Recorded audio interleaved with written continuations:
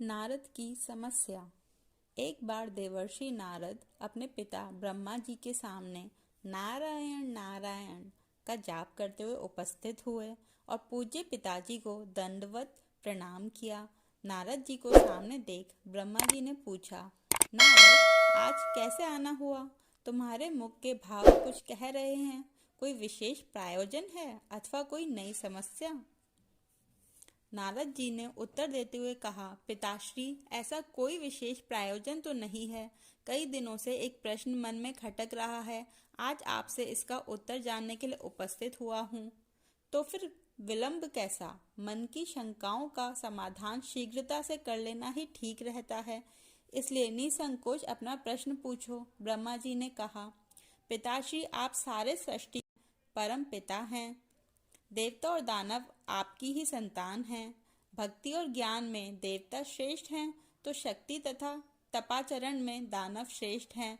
परंतु मैं इसी प्रश्न में उलझा हुआ हूँ कि इन दोनों में कौन अधिक श्रेष्ठ है और आपने देवों को स्वर्ग और दानवों को पाताल लोक में जगह दी, ऐसा क्यों? इन्हीं प्रश्नों का उत्तर जानने के लिए मैं आपकी शरण में आया हूँ।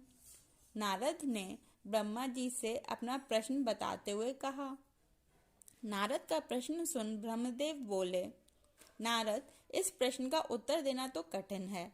तुम्हारा उत्तर मैं नहीं दे पाऊंगा, क्योंकि देव और दानव दोनों मेरे पुत्र हैं एवं अपने ही दो पुत्रों की तुलना अपने ही मुख से करना उचित नहीं होगा। लेकिन फिर भी तुम्हारे प्रश्न का उत्तर देने में मैं तुम्हारी सहायता कर सकता हूँ। तुम आज ही देवों और दानवों दोनों को मेरी ओर से भोजन पर निमंत्रण भेजो। कल ही हम उनके लिए भोज का आयोजन करेंगे और कल ही तुम्हें तुम्हारे प्रश्न कि देव क्यों स्वर्गलोक में हैं तथा दानव पाताल लोक में का उत्तर भी मिल जाएगा। नारद तत्काल ही असुरों और देवों को निमंत्रण दे आए। दूसरे दिन दानव ब्रह्मलोक में भोजन का आनंद लेने के लिए पहुंच गए और उन्होंने पहले पहुंचने के कारण भोजन की पहली शुरुआत खुद से करने के लिए ब्रह्मा जी से आग्रह किया। भोजन की थालियां परोसी गईं। दानव भोजन करने के लिए बैठे।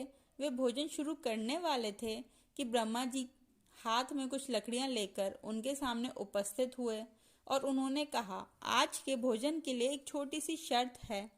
मैं यहाँ उपस्थित हर एक अतिथि के दोनों हाथों में इस प्रकार से लकड़ी बांधूंगा कि वो कोहनी से मुड़ नहीं पाए और इसी स्थिति में सभी को भोजन करना होगा। कुछ देर बाद सभी असुरों के हाथों में लकड़ियां बंध चुकी थी।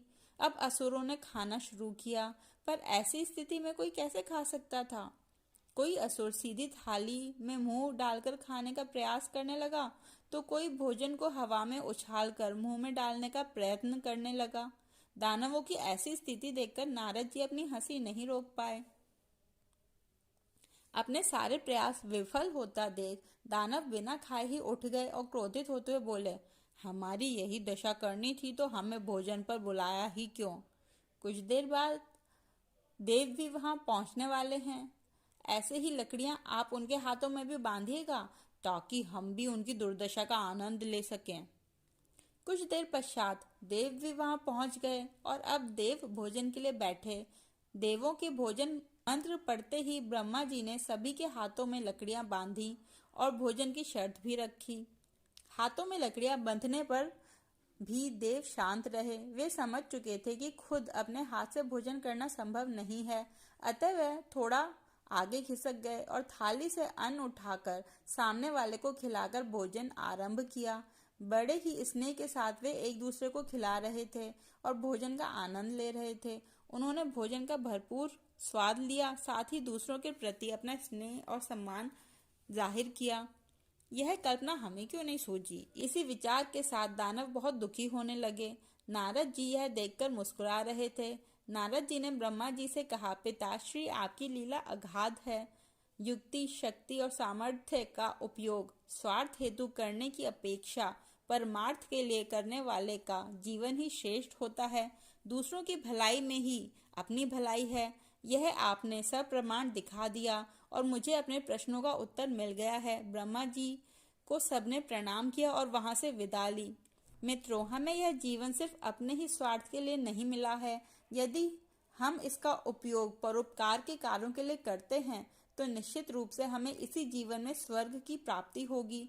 यदि हम दूसरों को प्यार और स्नेह देंगे तो बदले में हमें भी वही मिलेगा। यदि हम अपने सामर्थ्य के अनुसार हमारे समाज के लिए एक छोटा सा योगदान भी दे सकें तो यह अपने आप में एक बहुत बड़ी उपलब्धि के बराबर है।